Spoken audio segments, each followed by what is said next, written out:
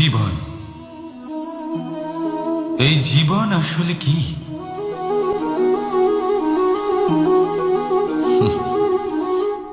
এই প্রশ্ন সবার মনেই এসে থাকে। সবার মন এই প্রশ্নের জন্যই চিন্তিত থাকে।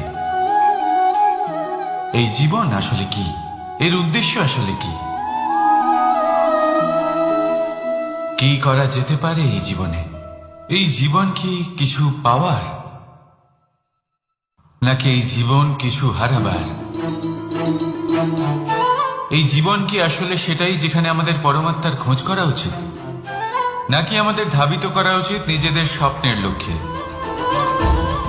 এই জীবন আসলে কি? এই জীবন আসলে অত্যন্ত সরল। এ হলো শান্ত জলের মতো,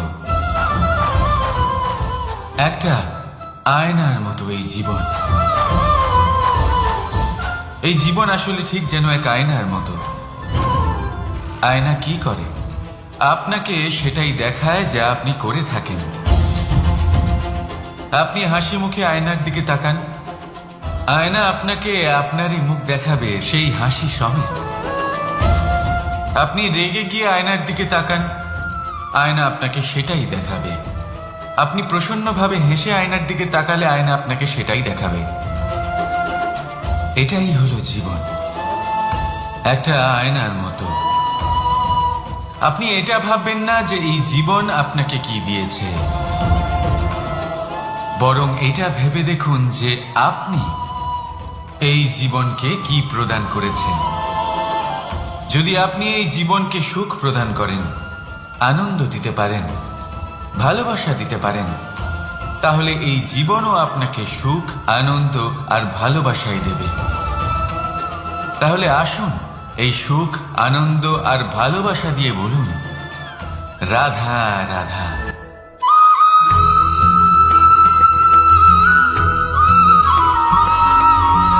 পরিবর্তন এই সংসারের শাশ্বত নিয়ম। কোন রাজা নেই যিনি চিরকাল রাজা থাকেন, কোন ধনী ব্যক্তি নেই যিনি চিরকাল ধনী থাকবেন। এই সংসারে সূর্যের স্থান নেওয়ার জন্য চন্দ্রিমার আগমন ঘটে। কোন স্থান যাকে পতিত বলা হয়েছিল সেখানে মহল তৈরি হয়েছে। কোন স্থান যাকে আজ মলিন বলা হয়েছে কাল সেখানে মন্দিরও স্থাপন হতে পারে। কোন ঋতু চিরকালের জন্য থাকে না, কখনো সময় চিরকাল একরকম থাকে না।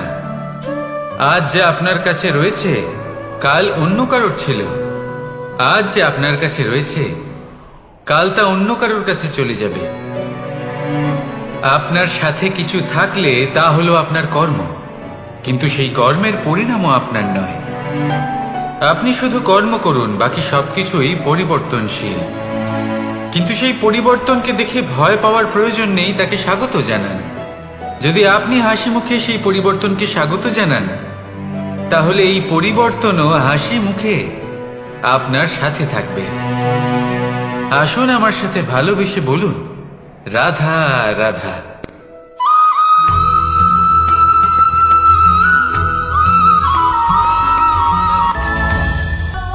ধরিত্রীর বুকে গজিয়ে ওঠা এই দুব্বো ঘাস দেখেছেন?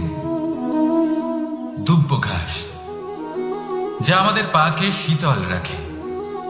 এতে যদি বসেন তাহলে মনে হবে নরম কোথাও বসে আছেন।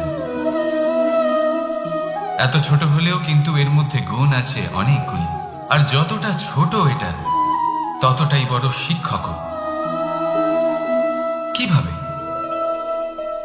ভাবুন, পাতা ঝরার মরশুমের পরে সমস্ত পাতা একত্রিত হয়ে থাকে।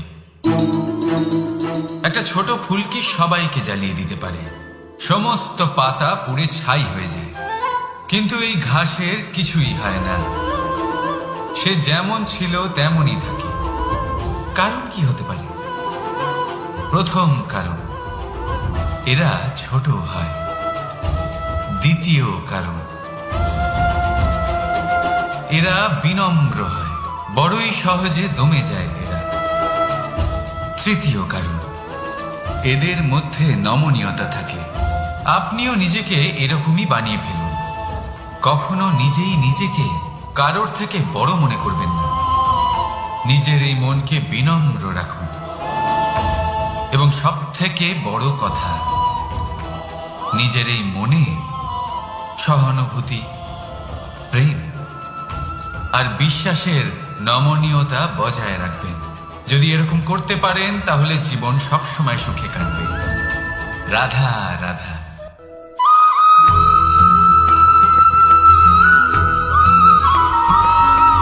সদিচ্ছা দেখতে গেলে 3 অক্ষরে তৈরি এই শব্দ, কিন্তু সমস্ত ত্রিলোক তার উপরেই আধারিত। আপনি এই সংসারে এসেছেন, তখন অবশ্যই শ্বাস নেবেন, কিন্তু তার বদলে আপনাকে কিছু তো দিতেই হবে। আপনার উপর নির্ভর করছে আপনি কি দেবেন।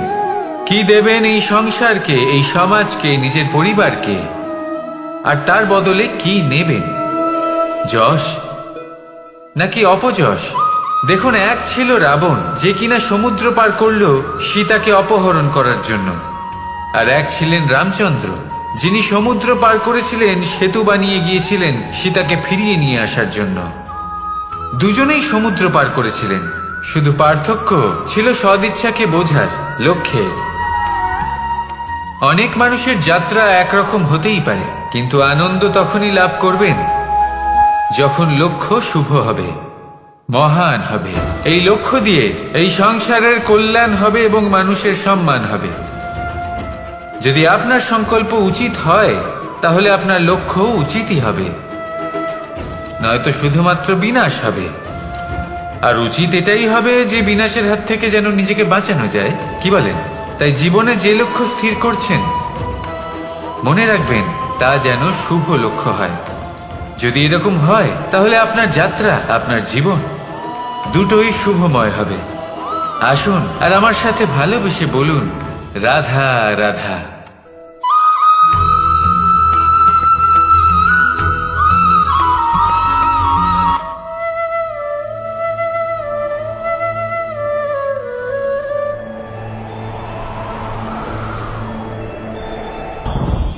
লোভ আপনার অন্তরের আরো একটা শত্রু। দেখতে গেলে এটা একটা শব্দ, একটা সংস্কৃত শব্দ, লব ধাতু থেকে উৎপন্ন হয়েছে। এর অর্থ কিছু লাভ করা। কিছু লাভ করা অনুচিত নয়, আরো কিছু লাভ করাও অনুচিত নয়, কিন্তু সব থেকে বেশি আমি লাভ করব, আমি আরো চাই, আরো বেশি চাই, আরো বেশি পেতে চাই, এটাই হলো লোভ। আর এই লোভ যখন গ্রাস করে, তখন আপনি যা পেতে চান, সে ধনই হোক বা মানই হোক, তা অর্জন করার জন্য মানুষ যে কোনো স্তরে পৌঁছে যেতে পারে। যদি মানুষ ধন অর্জন করতে চান, তাহলে তার জন্য তারা অধর্মের পথেও চলতে পারেন। যদি সম্মান অর্জন করতে চান, তাহলে অন্য মানুষকে ছোটও করতে পারেন।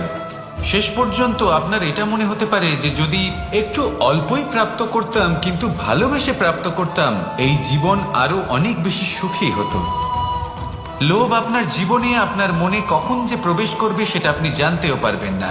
তাই এটা চিনতে শিখুন, আর তৎক্ষণাৎ জীবন থেকে বাইরে ফেলে দিন। যা কিছু লাভ করতে চান তা ভালোবেসে লাভ করুন, আর সেই ভালোবাসার সাথেই বলুন, রাধা রাধা।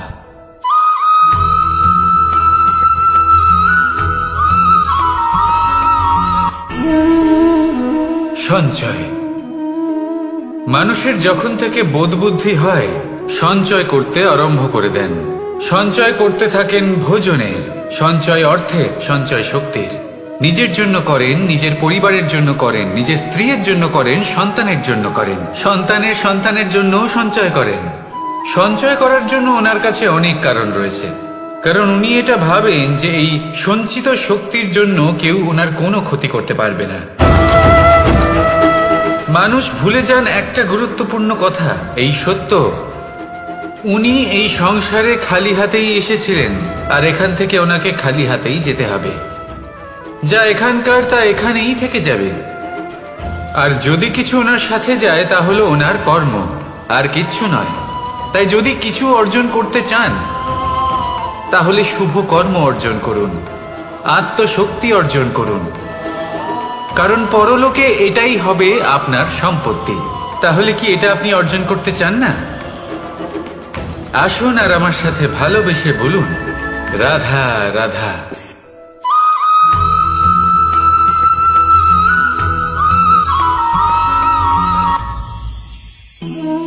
জীবনে ক্ষমা চাওয়া তাও কিছুটা সহজ, ক্ষমা করতে পারা অত্যন্ত কঠিন।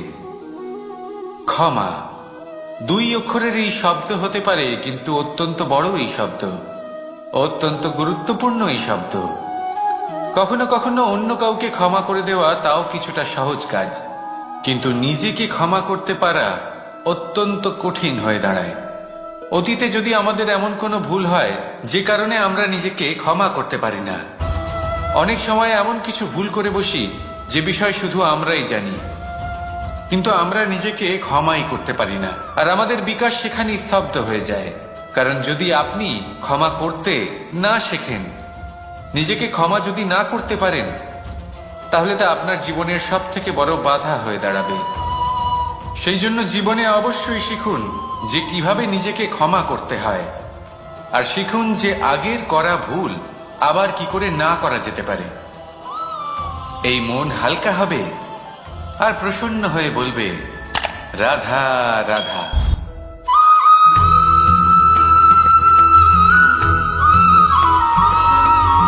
বটবৃক্ষের বীজ সর্ষের দানার থেকেও ছোট হয়, কিন্তু যখন তা নিজের রূপ ধারণ করে তখন তা বিশাল বৃক্ষের আকার ধারণ করে, যা সহস্র বছর ধরে বেঁচে থাকে, ছায়া প্রদান করে, পাখিদের আশ্রয় প্রদান করে, আর দেয় পথচারীদের বিশ্রাম করার স্থান। কেন? কারণ সেই ছোট বীজ তা মাটির ভেতরে গিয়ে নিজের খোলস ত্যাগ করে। অন্ধকারে থাকে সে, যতই আলো আসুক না কেন, যতই বর্ষা আসুক না কেন, সব সহ্য করে। আর তারপরে একটা চারা গাছ অঙ্কুরিত হয়, তারপর ধীর গতিতে একটা বিশাল বৃক্ষতে পরিণত হয়। দেখুন, জীবনে কঠিন সময় আসে, এই জন্য নয় যে আপনি হার মেনে নেবেন, এই জন্য আসে যাতে আপনি ভবিষ্যৎ নির্মাণের জন্য নিজেকে তৈরি করতে পারেন। যদি কঠিন সময়ে আপনি ওই বীজের মতো দৃঢ় হয়ে থাকতে পারেন, তাহলে আপনিও একদিন সেই বিশাল বৃক্ষের মতো নিজের অস্তিত্ব গড়ে তুলতে পারবেন, যা সহস্র বছর পর্যন্ত মনে রাখা হবে। আসুন আমার সাথে ভালোবেসে বলুন, রাধা রাধা।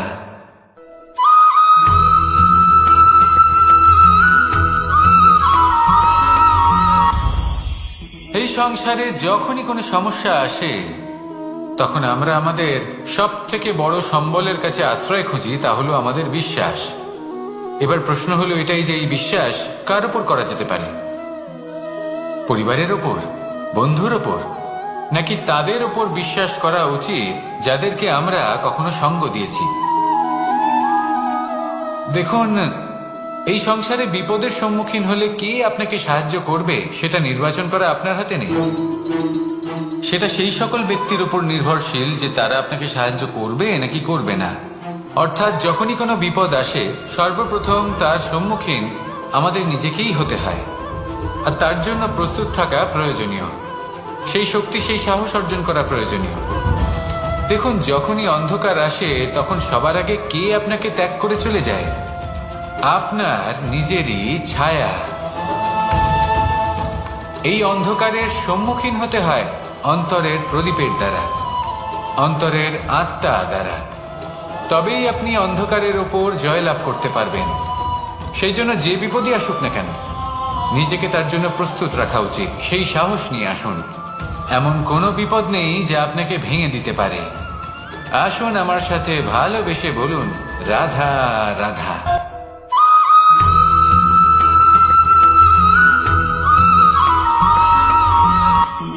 আপনি কখনো জীবনে সূর্যোদয় দেখেছেন? কত প্রশান্তিদায়ক, কত শক্তিদায়ক হয়। মনের মধ্যে যেন একটা নতুন প্রেরণা দান করে, একটা নতুন উৎসাহ। কিন্তু যদি আপনি উঠতে দেরি করেন, তাহলে আপনি এই সূর্যোদয় দেখতেই পাবেন না। ঠিক এরকমই হয় আমাদের জীবনেও। সুযোগ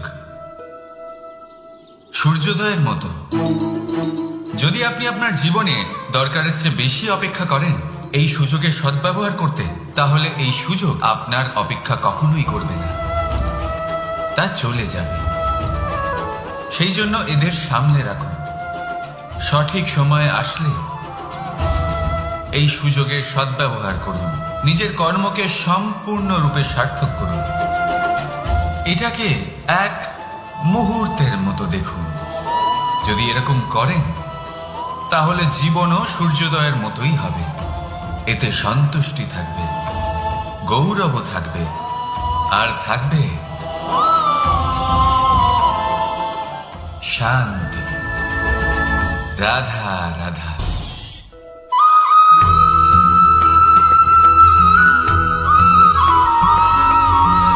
মানুষ সবসময় চায় যে তার জীবনে যেন কখনো কোনো সমস্যাই না আসে। সে চায় তার জীবন যেন শুধুমাত্র শান্তি এবং সুখের দ্বারা পূর্ণ থাকে। কিন্তু এই চাহিদা অনুচিত কিছু নয়। আমরা সবাই এটাই চাই যে জীবনে সুখ থাক, শান্তি থাক। কিন্তু এই কথা সবসময় মনে রাখবেন, যে সূর্য উদিত হন সংসারকে প্রকাশমান করেন, দুপুরবেলায় সংসারকে রৌদ্র প্রদান করেন, সন্ধেবেলায় তাকেও অস্ত যেতে হয়। এবার আমাদের জীবন চক্র কিছুটা এরকমই। কোনো কিছুই চিরকাল একরকম থাকে না। কখনো এই নদীকে দেখুন যা বয়ে চলেছে। এই নদী যা বয়ে চলেছে তার পথেও অনেক বিপদ আসে। বড় বড় পাথরের সম্মুখীন হয়ে তাকেও সামনে এগিয়ে যেতে হয়। একটি পুকুর যা চারদিক থেকে ঘেরা, তার জীবনে কিন্তু কোনো সমস্যা নেই।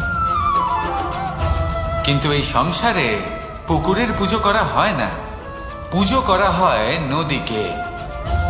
মনে রাখবেন, সমস্যার ঊর্ধ্বে তিনি উঠতে পারেন যিনি সমাধি লাভ করেছেন, যিনি এই সংসারেই নেই। যিনি এই সংসারে আছেন এবং জীবিত আছেন, তার জীবনের সমস্যা হলো শ্বাসবায়ুর মতোই গুরুত্বপূর্ণ। আসুন আমার সাথে ভালোবেসে বলুন, রাধা রাধা।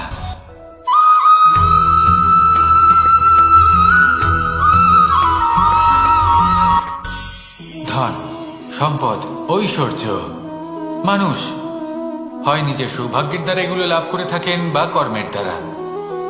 সৌভাগ্য আসলে কি? গ্রহের দশা যা প্রত্যেক মুহূর্তে বদলাতে থাকে। কর্মের মাধ্যমে যখন আপনি ধন অর্জন করেন, তখন সেই ধন আপনার আগামী প্রজন্ম লাভ করে। সেটা হয় সে ভোগ করে বা তার জন্য তার ভোগান্তি হয়। আর এটা নির্ভর করছে আপনার কর্মের ওপরে। কি কর্ম করেছেন আপনি সেই ধনকে লাভ করার জন্য। যদি আপনি সৎ পথে চলেন, নিষ্ঠা ভরে আপনি কর্ম করে থাকেন এবং তার ফলে আপনি ধন অর্জন করে থাকেন, তাহলে আপনার আগামী প্রজন্ম সেটা ভোগ করবে, সেটা প্রয়োগ করবে নিজের বিকাশের জন্য। কিন্তু যদি আপনি কুকর্ম করে থাকেন, কোনো রকম ছলনা করে থাকেন এই ধন লাভ করার জন্য, তাহলে 100% আপনার আগামী প্রজন্মকে এর জন্য ভুগতেই হবে। তাহলে আপনি কি চাইবেন? যে আপনার আগামী প্রজন্ম সুখ ভোগ করবে, নাকি আপনার কুকর্মের পরিণাম ভোগ করবে? নির্বাচন আপনারই। আসুন আমার সাথে ভালোবেসে বলুন, রাধা রাধা।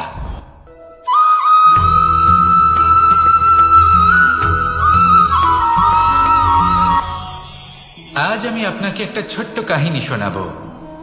একবার আমি, রাধা আর দাদা আমরা তিনজনে মিলে লুকিয়ে একটা উপবনে গেলাম আম পেড়ে খেতে। অনেক পরিশ্রম করে আমরা ওখানে পৌঁছলাম আর আমরা আশ্চর্যচকিত হয়ে গেলাম এটা দেখে যে এবার তো আম পাকেইনি। এবার দাদা কি করলেন, একটা আম পাড়লেন আর সেটা চাখলেন, আর উনি নিরাশ হয়ে পড়লেন।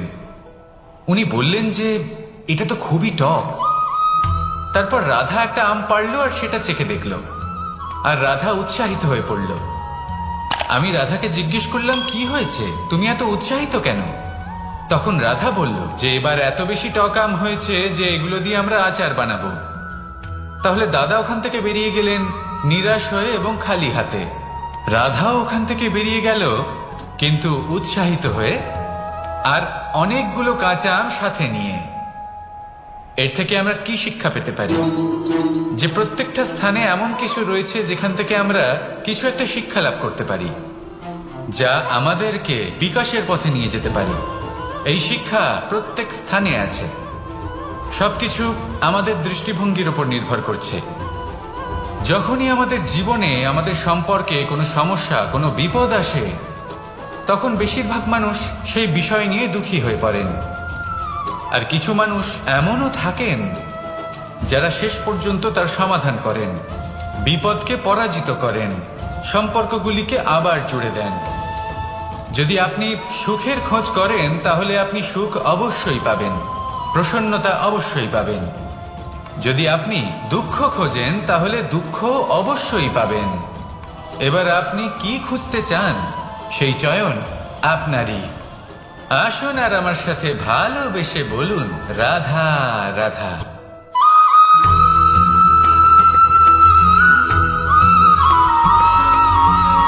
আমার কাছে যশোদা মা যেমন, আমার কাছে দেবকী মা যেমন, আমার কাছে ঠিক তেমনই হলেন গোমাতা। এবার ভেবে দেখার বিষয় হলো এটা যে এই সংসারে অসংখ্য প্রাণী আছে। একজন গাইকে একজন মায়ের মর্যাদা কেন দেওয়া হয়? তাহলে এর অনেকগুলো কারণ আছে। এই গাই অর্থাৎ গোমাতা, এনারা হলেন অত্যন্ত শান্ত, শান্তি প্রিয়, কখনো কারোর কোনো ক্ষতি করতেই পারেন না। গোমাতা যে দুধ নিজের বাছুরকে পান করান সেই দুধই আমাদেরও দেন। সেই দুধ পান করে আমরা শক্তি লাভ করি। এই দুধ থেকে আমরা মাখন, ঘি, পায়েস এইসব সুস্বাদু খাবার লাভ করি। গোমাতার গোবর আমাদের জ্বালানি হিসেবে সাহায্য করে, যার ফলে খুব কম সংখ্যক কাঠ ব্যবহার করা যায় এবং বেশিরভাগ জঙ্গল সুরক্ষিত থাকে। গোমাতার গোমূত্র সেটাও আমাদের কাছে লাভজনক। এর দ্বারা আমরা অনেক রোগ থেকে মুক্তি লাভ করতে পারি। গোমাতা যখন একটি বাছুরকে জন্ম দেন তখন সেই বড় হয়ে আমাদের ক্ষেত কর্ষণ করে। সেই জন্য গাইকেও জীবনে মায়ের মর্যাদা দেবেন। যতটা সম্ভব তাকে সেবা করুন এবং ভালোবেসে তাকে পালন করুন। এই মন নিজে থেকেই প্রসন্ন হয়ে বলবে, রাধা রাধা।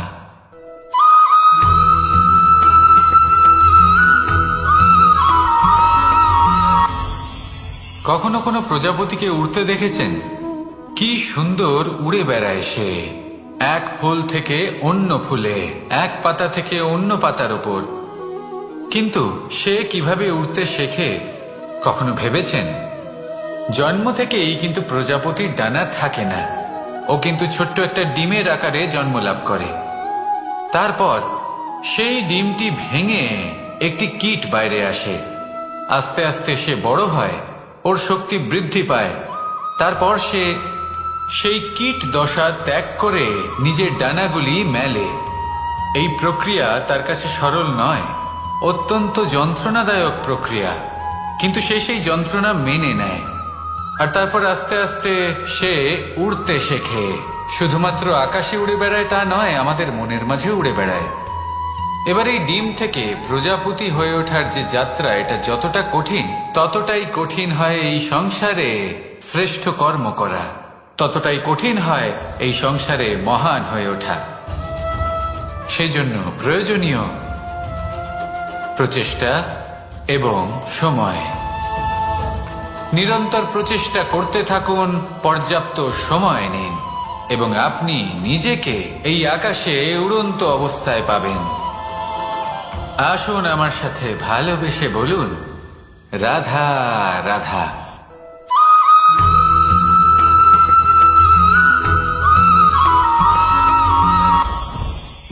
মুঠো হাতের শক্তি বেশি, মুঠো খুললেই তা দুর্বল। তা এমন কি থাকা উচিত এই বন্ধ মুঠোয় যা লাখের সমান? মানসিকতা এবং স্বপ্ন। মানুষ জন্মগ্রহণ করে, তার মানসিকতা সময়ের সাথে উন্নত হয়। মানসিকতা অনুযায়ী সে স্বপ্ন দেখে, আর সেই স্বপ্ন সার্থক করতে সে পরিশ্রম করতে থাকে। কিন্তু খুব গুরুত্বপূর্ণ একটা কথা আছে যা আপনার মনে রাখা উচিত। আপনার এই মানসিকতা, আপনার এই স্বপ্ন, তা যেন আপনার নিয়ন্ত্রণে থাকে।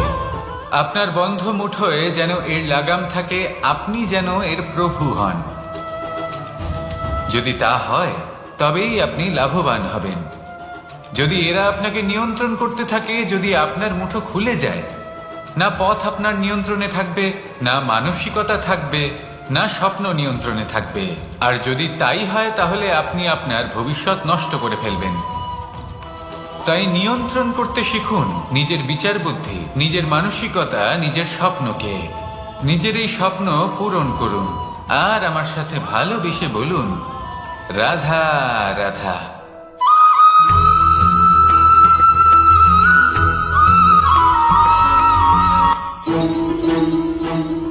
রাধা রাধা। আপনারা হয়তো ভাবছেন কি আশ্চর্য ব্যাপার, প্রত্যেকবার আমি কথা শেষ হওয়ার পরে রাধা রাধা বলি। এইবার আমি আগেই বলে দিলাম। কারণটা কি? কারণ হলো অত্যন্ত বিশেষ। প্রত্যেকবার কথা সমাপ্ত হবার পরে আপনাদের সবার মধ্যে ভালোবাসা বিতরণ করতে চাই, তাই রাধা রাধা বলি। কিন্তু এইবার এই নতুন এবং বিশেষ সূত্রপাতে প্রথমে প্রেম বিতরণ করা অত্যন্ত আবশ্যক। এবার একটা বিষয় আছে যা জানেন হয়তো সকলেই, কিন্তু বুঝতে খুব কম জন পারেন। এই প্রেম, এই আনন্দ, এই সকল কিছুর সূত্রপাত হয় নিঃস্বার্থ আবেগের দ্বারা। ঠিক যেমন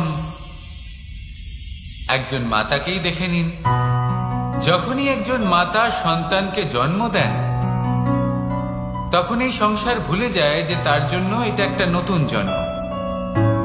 কারণ একজন নারী তখন একজন মাতৃরূপে নতুন ভাবে জন্ম নেন। একজন নারী স্ত্রী ও গৃহবধূ রূপে কিছু অধিকার লাভ করে থাকেন, কিন্তু তিনি যখন মা হয়ে যান তখন তিনি শুধুই দান করতে শেখেন। নিজের সন্তানের জন্য কত কিছুই না করেন, তাকে বাৎসল্যের সাগরে ভাসিয়ে নিয়ে যান। এই সংসারে রাজকুমার জন্ম নিতেই পারেন, তাকে রাম এবং লক্ষণ কিন্তু মায়েরাই বানিয়ে তোলেন। একজন গোয়ালা জন্ম নেয়, তাকে দ্বারকাধীশ একজন মাই বানিয়ে তোলেন। পিতা হলেন সেই পর্বত যার একটা অংশ হলো তার সন্তান, কিন্তু মা হলেন সেই শিল্পী যিনি একটা পাথরকে খোদাই করে এমন এক মূর্তি গড়ে তোলেন যাকে সকলে পূজনীয় মনে করেন। তাহলে স্মরণ করুন সেই সকল মুহূর্ত যেগুলি আপনি নিজের মাতার সাথে অতিবাহিত করেছেন। অনুভব করতে পারবেন যে কিভাবে এক মুহূর্তেই এই মন প্রফুল্ল হয়ে ওঠে। এবারের কারণ কি? এর কারণ হলো এই জীবনের আসল দ্বারই হলো মমতা।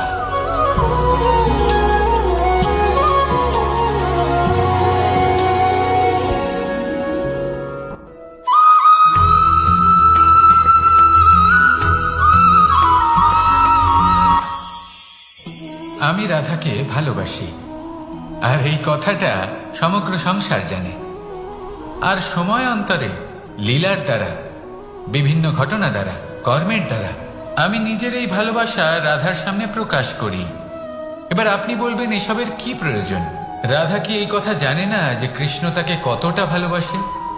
অবশ্যই জানে, কিন্তু এই যে ভালোবাসা, তা মনে রেখে দেওয়ার জন্য নয়, তা প্রকাশ করার জন্য।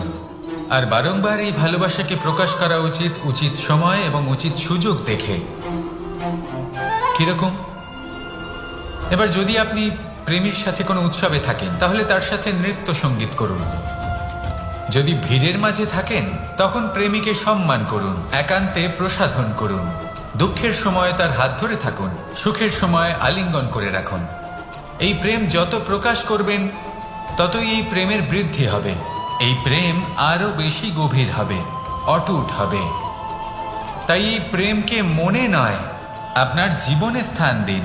মন খুলে প্রকাশ করুন আর আমার সাথে ভালোবেসে বলুন, রাধা রাধা।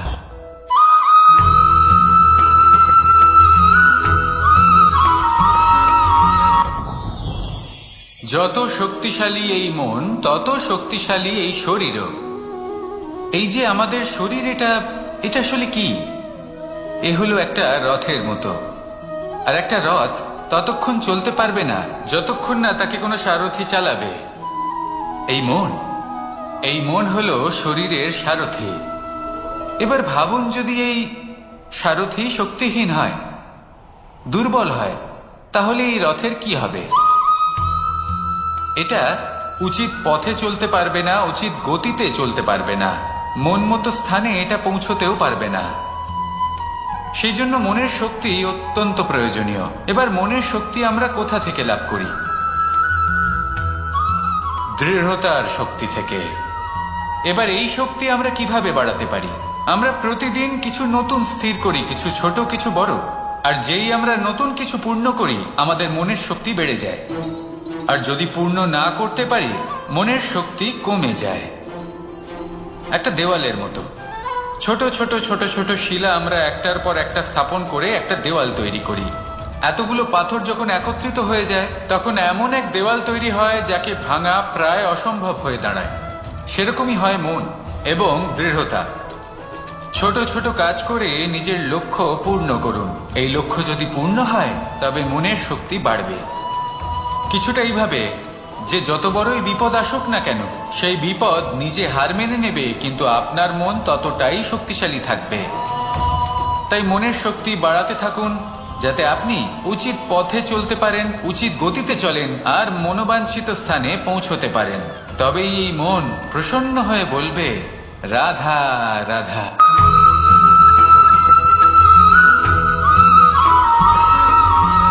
কিছু মানুষ বলেন যে নিরন্তর কাজ করলে, পুরুষার্থ পালন করলে এই জীবন বদলে ফেলা সম্ভব। আজ আমি আপনাকে বোঝাবো যে এক মুহূর্ত, সময় আর সিদ্ধান্ত কতটা গুরুত্বপূর্ণ হয়। এক মুহূর্তই যথেষ্ট। একটা মুহূর্ত এত শক্তিশালী হতে পারে যে তা আপনার সমগ্র জীবন পাল্টে দিতে পারে। এমন এক সময় ছিল শ্রীরামের কাছে যখন ওনাকে সিদ্ধান্ত নিতে হয় যে উনি নিজের পিতার আদেশ পালন করতে বনবাসে যাবেন নাকি যাবেন না। উনি সেই আদেশ পালন করেছিলেন। তারপর সময় অনুসারে উপযুক্ত সিদ্ধান্ত নিলেন। আর আজ সকলের মনে বসবাস করেন শ্রীরাম। আর অন্যদিকে আছে রাবণ। ওনার কাছে একটা সময় ছিল, একটা সুযোগ ছিল নিজের প্রারব্ধকে শুভ করে তোলার। উনি ভুল করলেন আর মৃত্যু লাভ করলেন। নির্বাচন সবসময় আপনার হাতে, শুধু আপনাকে সময়কে বুঝতে হবে, সেই মুহূর্তকে বুঝতে হবে আর উচিত সিদ্ধান্ত নিতে হবে। ব্যাস। বুঝতে শিখুন এই সময়ের দাবি কি, বুঝতে শিখুন এই সময়ের ইচ্ছে কি, আর উচিত সিদ্ধান্ত নিন। আর আমার সাথে ভালোবেসে বলুন রাধা রাধা। জ্ঞান এবং অহংকার, এই দুইয়ের মধ্যে সম্পর্ক কোথায়? সম্পর্ক ঠিক সেরকম যেরকম হাত এবং কাঁকনের, যেমন চোখ এবং দৃষ্টির সম্পর্ক। এবার আপনি বলবেন এ আমি কি বলছি? জ্ঞান এবং অহংকারের এমন সম্পর্ক কি করে হতে পারে? দেখুন, যে ব্যক্তি জ্ঞানী, যার কাছে জ্ঞান রয়েছে এবং তিনি জানেন যে তার কাছে জ্ঞান রয়েছে, তার মধ্যে নিজে থেকেই অহংবোধ জাগ্রত হয়। খুব কম সংখ্যক এমন জ্ঞানী ব্যক্তি আছেন যারা নিজেদের অহংকারের বিষয়ে আঁচ করতে পারেন। প্রকৃত জ্ঞানী হলেন তিনি যিনি নিজের জ্ঞানের সদ্ব্যবহার করে অহংকারকে দূর করেন। উচিত সময় বুঝে যান, নিজের অন্তর যাচাই করে এই বিষয়টা দেখেন যে তার অন্তরে অহংবোধ জাগ্রত হচ্ছে এবং নিজেকে সেখানেই থামিয়ে দেন যাতে অহংকারের পথে তিনি অগ্রসর না হয়ে যান। এই অহংকার কখন উচিত, কখন অনুচিত, কখন প্রয়োগ করা উচিত, উচিত নয়, কখন বাধা দেওয়া উচিত, এটা শেখা অত্যন্ত প্রয়োজনীয়। আর যদি এটা আপনি শিখতে পারেন তাহলে আপনি একজন জ্ঞানীও হয়ে উঠবেন এবং সুখীও থাকবেন। তাই মনে রাখবেন, এই জ্ঞান নিয়ে কখনোই অহংকার করবেন না, বরং সবসময় নিজের অহংবোধের বিষয়ে প্রকৃত ধারণা রাখবেন। আসুন আমার সাথে ভালোবেসে বলুন রাধা রাধা। আমাদের জীবনে 7 ধরনের সুখ আছে। আর সেগুলো লাভ করার জন্য আমরা অত্যন্ত প্রচেষ্টা করি, কিন্তু কোনো প্রচেষ্টা করার পূর্বে তা কিভাবে করব সেটা বোঝা খুব প্রয়োজন। আর সেখানেই আমরা ভুল করে থাকি। যে কাজটা আমাদের পরে করা উচিত সেটাই আমরা আগে করে বসি। আপনাকে স্পষ্ট করে বোঝাই, প্রত্যেক সুখের সাথে দুটি ক্রিয়া জড়িত থাকে। এবার যখন আমরা ধনের কথা বলি তখনও দুটি ক্রিয়া জুড়ে থাকে। প্রথম ক্রিয়া হলো ধন অর্জন করা, দ্বিতীয় ক্রিয়া হলো ধনের ব্যবহার করা। আর জীবনে ধনের ব্যবহার করার পূর্বে ধন কিভাবে অর্জন করতে হয় তা শেখা অত্যন্ত প্রয়োজনীয়। আমরা মন্দিরে যাই, ভগবানের আরাধনা করি, তার জন্য পুজো করি, ওনাকে প্রসন্ন করতে চাই, কিন্তু তার আগে ভগবানের ওপর আস্থা রাখা প্রয়োজনীয়। যদি আপনার অটল বিশ্বাস থাকে তবেই আপনি প্রকৃত ভক্ত হয়ে উঠতে পারবেন। এবার যদি আপনি বক্তা হয়ে থাকেন, শ্রেষ্ঠ বক্তা হতে চান, এই সংসারের সামনে নিজের বক্তব্য রাখতে চান, তাহলে কথা বলার পূর্বে কথা শুনতে শিখুন। তবেই আপনি একজন শ্রেষ্ঠ বক্তা হয়ে উঠতে পারবেন। জীবনে সম্পর্ক স্থাপন করার আগে সম্পর্ক বজায় রাখতে শিখুন। তবেই আপনি একজন প্রকৃত সাথী হয়ে উঠবেন। জীবনে পরাজয় মানার পূর্বে বিজয়ী হওয়ার চেষ্টা কিভাবে করতে হয় সেটা শিখুন। তবেই আপনি একজন নিপুণ ব্যক্তি হয়ে উঠবেন। অন্তিম এবং সবথেকে গুরুত্বপূর্ণ কথা, জীবনে ভালোবাসা লাভ করার পূর্বে ভালোবাসা প্রদান করতে শিখুন। তবেই আপনি একজন প্রকৃত প্রেমী হয়ে উঠবেন। আসুন আমার সাথে ভালোবেসে বলুন, রাধা রাধা। এই সংসারের সবথেকে বড় যুদ্ধ কোনটা? দেবসুরের যুদ্ধ যা অনেক বছর ধরে চলেছিল, নাকি রাম রাবণের যুদ্ধ, নাকি মহাভারত? না, সংসারের সবথেকে বড় যুদ্ধ হলো সেইটা যা নিজের সাথে লড়া হয়, নিজের মনের সাথে লড়া হয়, নিজের অন্তরের সাথে লড়া হয়। এটাই সবথেকে বড় যুদ্ধ। এবার নিজেই দেখুন আপনার সবথেকে বড় শত্রুকে। আপনার স্বার্থ, আপনার কামনাগুলি, আপনার অহংকারগুলি, যা আপনাকেই নষ্ট করে দেয়। যদি এদের ওপর আপনি বিজয় লাভ করতে পারেন, তাহলে ধরে নিন এই সংসারে সবার উপরে আপনি বিজয় লাভ করতে পারবেন। এই সংসারে কেউ আপনাকে পরাজিত করতে পারবে না, কিন্তু তার জন্য প্রয়োজন অনুভূতির। অনুভূতি ভালোবাসার, অনুভূতি অনুপ্রেরণার। যে ব্যক্তি ভালোবাসতে পারেন এবং প্রেরণা দিতে পারেন, তিনি চিরকাল জয় লাভ করতে পারেন। নিজের কাছে ভালোবাসার এক অস্ত্র রাখুন আর প্রেরণার এক ঢাল। জীবনে কেউ আপনাকে পরাজিত করতে পারবে না। আসুন আর আমার সাথে ভালোবেসে বলুন, রাধা রাধা। সৌন্দর্য। মানুষ নিজের সৌন্দর্যের বিষয়ে কতটা ভাবে, চায় যে সে সব থেকে বেশি রূপবান হবে, সব থেকে বেশি সুন্দর হবে। কিন্তু সৌন্দর্যের পরিভাষা কি তা কি সে জানে? কোনো মাকে জিজ্ঞেস করুন, ওনার জন্য সৌন্দর্যের পরিভাষা ওনার সন্তান। কোনো ভক্তকে জিজ্ঞেস করুন, ওনার জন্য সৌন্দর্যের পরিভাষা ওনার ভগবান। শ্রীরামকে জিজ্ঞেস করুন, ওনার জন্য সৌন্দর্যের পরিভাষা হল হনুমান। ভাঙা হানু, ফুলে যাওয়া মুখ, দেখতে গেলে উনি বানর, লম্বা লেজ। এত নিরীহ যে ওনাকে অমূল্য মালা দিলে সেটা ছিঁড়ে তার ভেতরে শ্রীরামকে খুঁজছিলেন। কিন্তু ওনার ভাবনা কত সুন্দর। উনি এটা বিশ্বাস করেন যে সংসারের যতই মূল্যবান জিনিস দিয়ে এই মালা তৈরি করা হোক না কেন, যদি এর মধ্যে শ্রীরাম না থাকেন তাহলে এর মধ্যে কোনো অর্থ নেই। সৌন্দর্য রূপে নয়, ভাবনায় নিহিত থাকে। যদি আপনি সৌন্দর্য প্রাপ্ত করতে চান তাহলে তা কর্মে নিয়ে আসুন, ভাবনায় এবং বিচারে নিয়ে আসুন। এই সৌন্দর্য আপনার সাথেই থাকবে। যদি আপনি সৌন্দর্যকে রূপের মধ্যে খোঁজেন তাহলে কিছুক্ষণের জন্য পাবেন, সেই সৌন্দর্য সময়ের সাথে হারিয়ে যাবে। সৌন্দর্য যদি পেতে চান, খুঁজতেই চান, তাহলে হৃদয় খুঁজুন, কর্মে খুঁজুন। মন প্রসন্ন হয়ে বলবে রাধা রাধা। এই সংসারে মানুষ জন্মগ্রহণ করেন, বড় হতে থাকেন, পুরুষার্থ লাভ করেন, অর্জন করেন। অর্জন করা আসলে কি?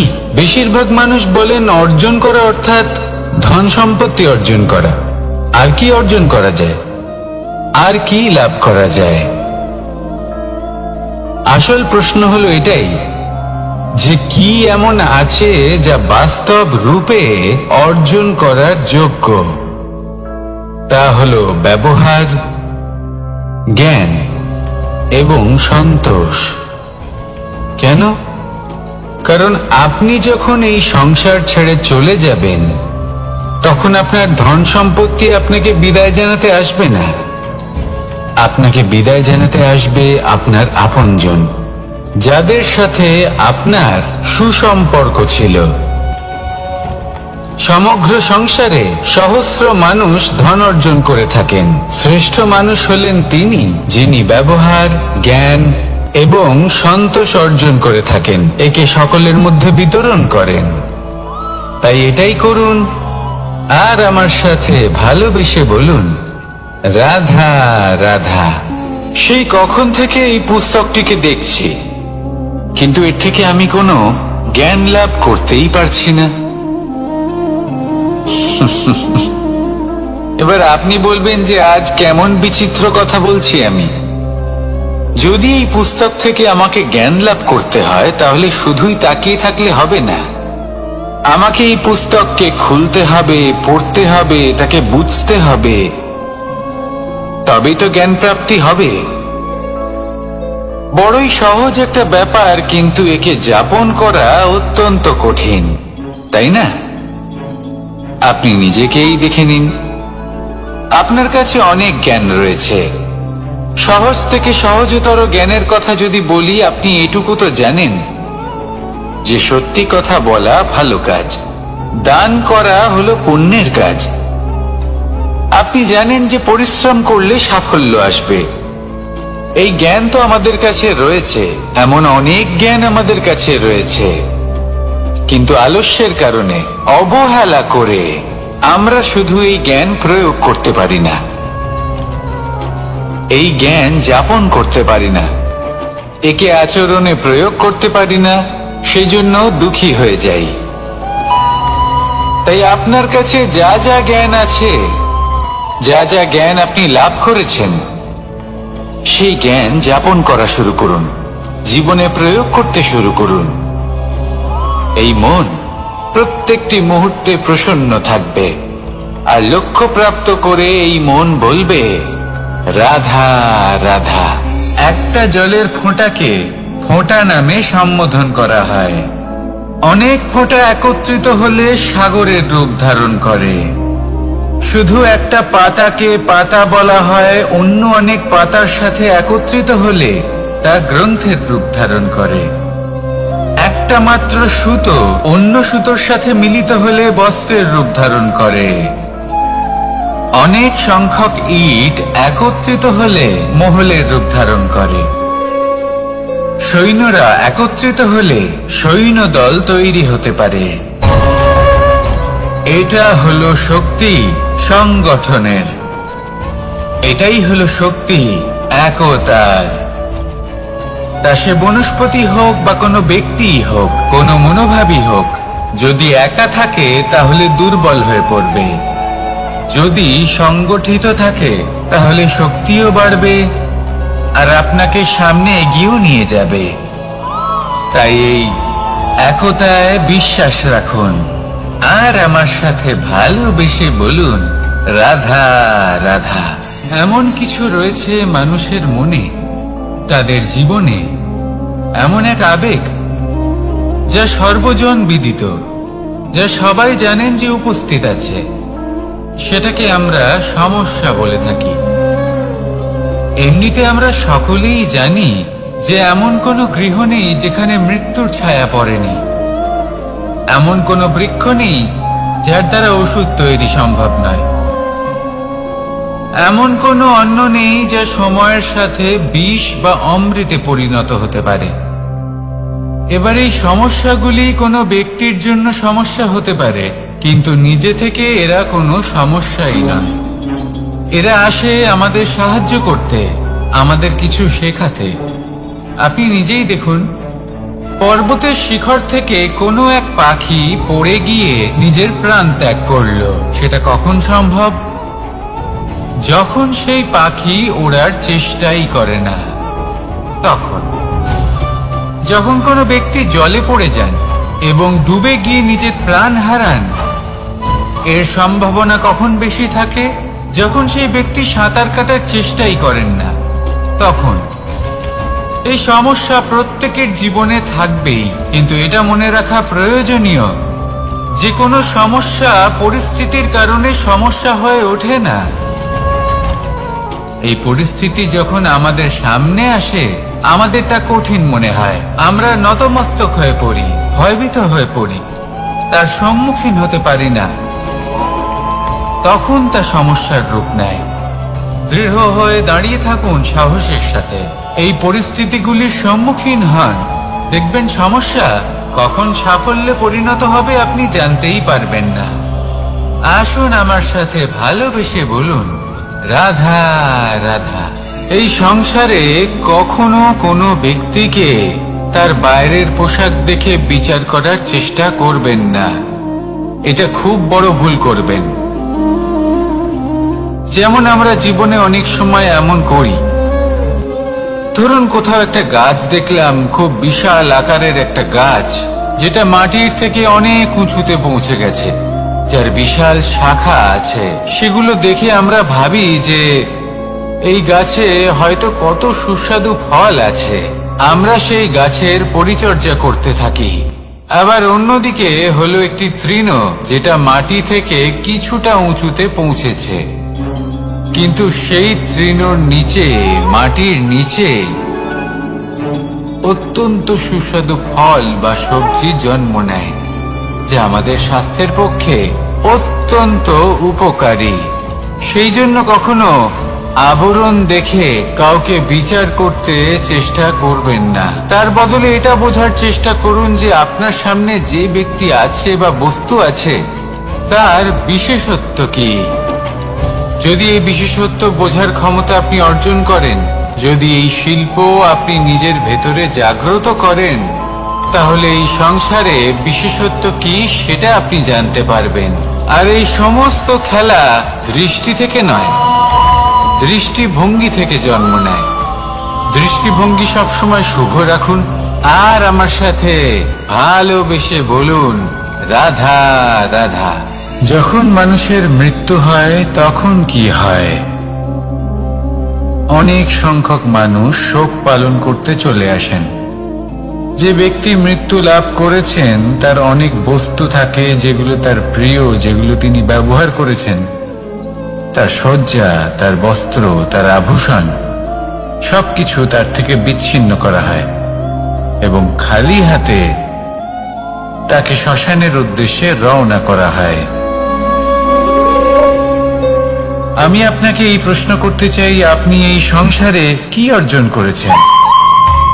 ধন সম্পত্তি, বস্ত্র, আভূষণ, এই সব কিছু যে আপনি অর্জন করেছেন, আপনার মৃত্যুর পরে তা আপনার থেকে দূর হয়ে যাবে। এর উত্তর হলো একটাই, আপনার কর্ম। শুধু সেটাই আছে যা একান্ত আপনার, আর শুধু সেটাই এই সংসার থেকে চলে যাওয়ার পরেও সংসারেই জীবিত থাকবে। যদি আপনি দুষ্কর্ম করেন, তাহলে এই সংসার আপনাকে একটি অনুচিত উদাহরণ হিসেবে মনে রাখবে।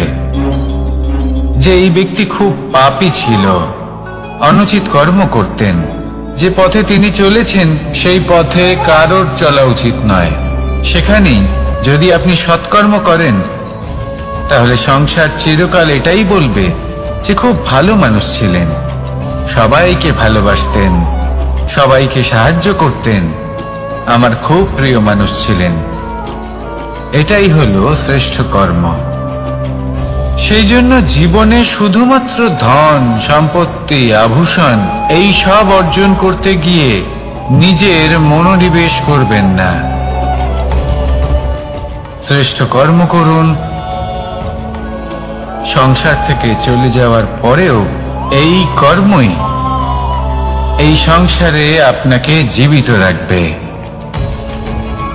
আসুন আমার সাথে ভালোবেসে বলুন, রাধা রাধা। আমরা সবাই সূর্যকে সম্মান করি, ওনাকে শ্রদ্ধা করি, ওনাকে পুজো করি। এই সূর্য আমাদের শক্তি প্রদান করেন, প্রকাশ প্রদান করেন। কখনো কখনো উষ্ণতা এতটাই বাড়িয়ে তোলেন, এতটাই তপ্ত করে তোলেন, আমাদের একথা মনে হয় যে আমাদের এই শরীর জ্বলে যাচ্ছে। তখনও আমরা বিরোধিতা করি না, তাকে কটু কথা শোনাই না, আমরা সসম্মানে তা গ্রহণ করি। কেন কেন করি? কারণ আমরা জানি যে সন্ধেবেলা যখন সূর্যাস্ত হবে তখন শুধুমাত্র অন্ধকার বাকি থাকবে। ঠিক কিছুটা এরকমই হয় আমাদের মাতা পিতাও, যিনি আমাদের জন্ম দেন, আমাদের ভরণ পোষণ করেন, আমাদের বড় করেন, আমাদের প্রেম প্রদান করেন। কখনো কখনো তাদের মুখ থেকে কটু কথা নিঃসৃত হয়, আমাদের দুঃখ হয়, কিন্তু তখন আমাদের এটা বোঝা উচিত এগুলি নিঃসৃত হচ্ছে আমাদেরই মঙ্গলের জন্য। যেমন সূর্যদেব, উনিও উত্তাপ দিয়ে থাকেন আমাদেরই মঙ্গলের জন্য, যাতে ফসল পাকতে পারে, যাতে জল বাষ্প হয়ে মেঘ হতে পারে, বৃষ্টি হতে পারে, আর এই সংসারে নিরন্তর জলের প্রবাহ থাকে। আমাদের মাতা পিতা, তাদের কঠোর আচরণ, তাদের কঠোর অনুশাসনের পেছনে লুকিয়ে থাকে ওনাদের ভালোবাসা। আমাদের তা বুঝতে হবে, সসম্মানে ওনাদের গ্রহণ করতে হবে। কারণ ঠিক সূর্যাস্তের পরে যেমন চতুর্দিক অন্ধকারচ্ছন্ন হয়ে যায়, তেমনি আমাদের জীবন থেকে যখন আমাদের মাতা পিতা চলে যায়, তখন আমাদের জীবনেও শুধু এবং শুধুমাত্র অন্ধকারই ছেয়ে থাকে।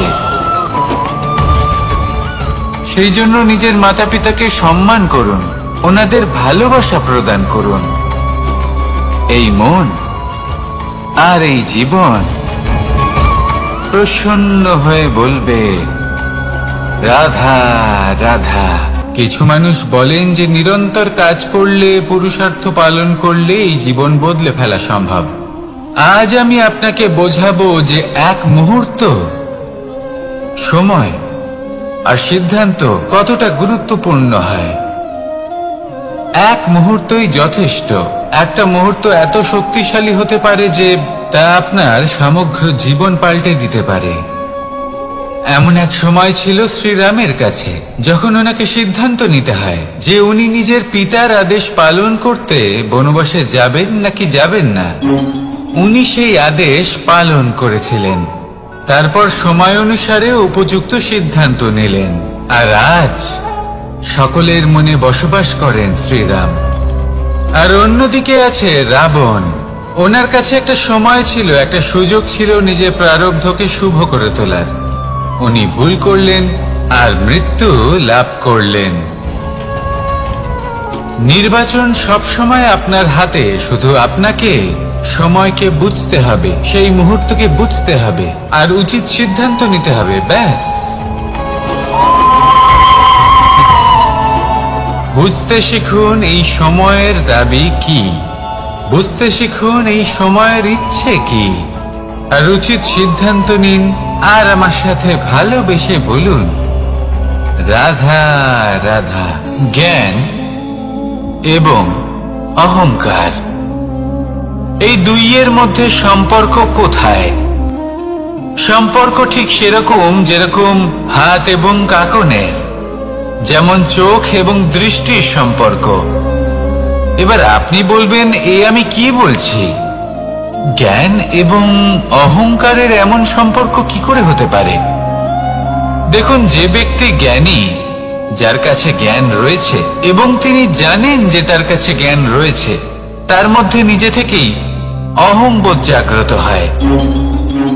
খুব কম সংখ্যক এমন জ্ঞানী ব্যক্তি আছেন যারা নিজেদের অহংকারের বিষয়ে আঁচ করতে পারেন।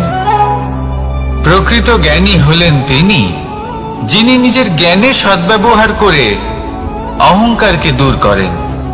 উচিত সময় বুঝে যান, নিজের অন্তর যাচাই করে এই বিষয়টা দেখেন যে তার অন্তরে অহংবোধ জাগ্রত হচ্ছে এবং নিজেকে সেখানেই থামিয়ে দেন, যাতে অহংকারের পথে তিনি অগ্রসর না হয়ে যান।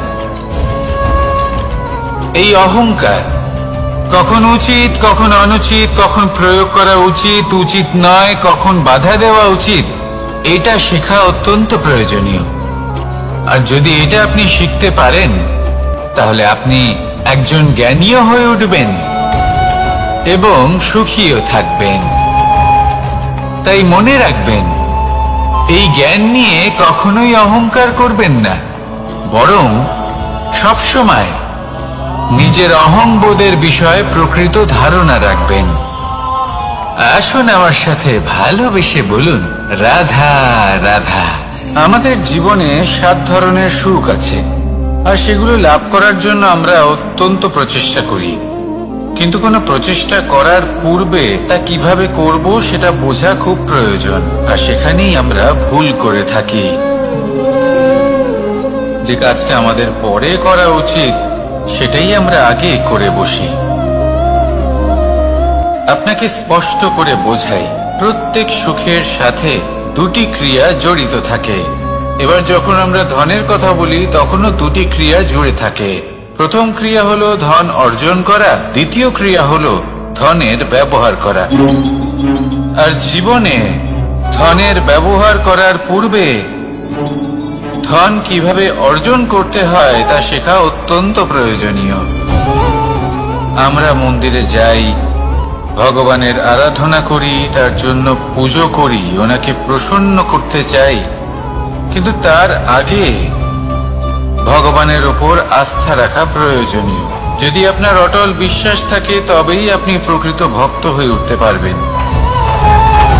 এবার যদি আপনি বক্তা হয়ে থাকেন, শ্রেষ্ঠ বক্তা হতে চান, এই সংসারের সামনে নিজের বক্তব্য রাখতে চান, তাহলে কথা বলার পূর্বে কথা শুনতে শিখুন। তবেই আপনি একজন শ্রেষ্ঠ বক্তা হয়ে উঠতে পারবেন। জীবনে সম্পর্ক স্থাপন করার আগে সম্পর্ক বজায় রাখতে শিখুন, তবেই আপনি একজন প্রকৃত সাথী হয়ে উঠবেন।